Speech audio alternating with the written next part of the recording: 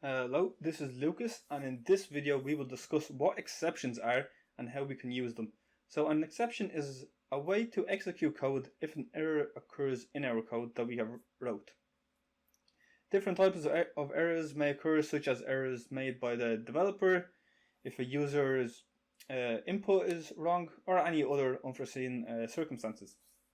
So to start off, we will be using the try and catch statement to try a block code, and if an error occurs, we will catch that error and execute a different type of code.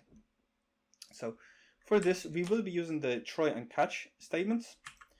So we can start off, we can write ourselves the try, and then we will, after that, we will write ourselves a catch statement.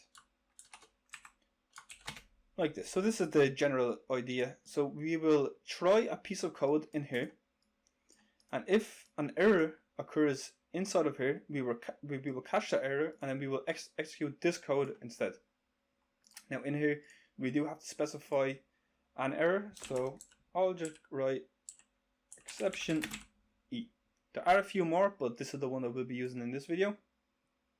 So in here, we're going to write ourselves a piece of code, and we're going to make sure to cause an error. So when that error occurs, we will then catch that error, and then we will execute the piece of code that is in here. So before we do that, what we can do is, just to test it out, we'll create ourselves just an array, and we'll just do ages. So we're just storing a few values of ages. Then we will just put in a few numbers like 20, 22, and 52. So here we have an array of the different types of ages. And let's say that we want to print ourselves index 10. Now you can see that we only have 3 values in here. So this is out of the limits of this array because there's only 3, and we want to specify the 10th index, but that does not exist. So I'm going to comment this out quickly before we run the code. And if we run this code,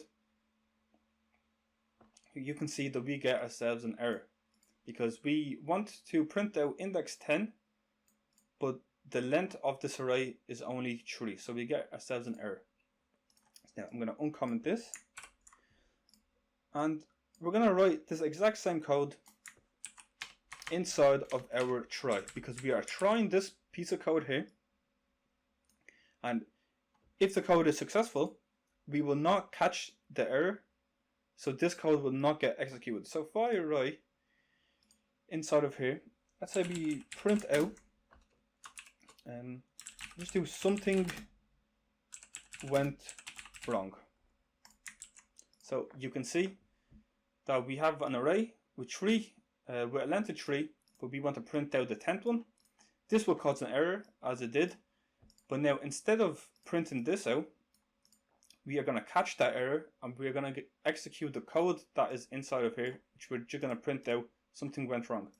So if I run this now, you can see that instead of getting that error message, we get something went wrong, because what happened is this caused an error because this is outside of the limits. Because the limit is 3, we want to print out the 10th one, but it doesn't exist. So an error occurs, but we catch that error, and instead of printing out the actual error, we execute this piece of code that is inside of here. And you can see we get something went wrong. So that's about it for this video. That's how we can use the try and catch and how we can handle exceptions. So I hope this video helped, and I'll see you in the next one. Peace out.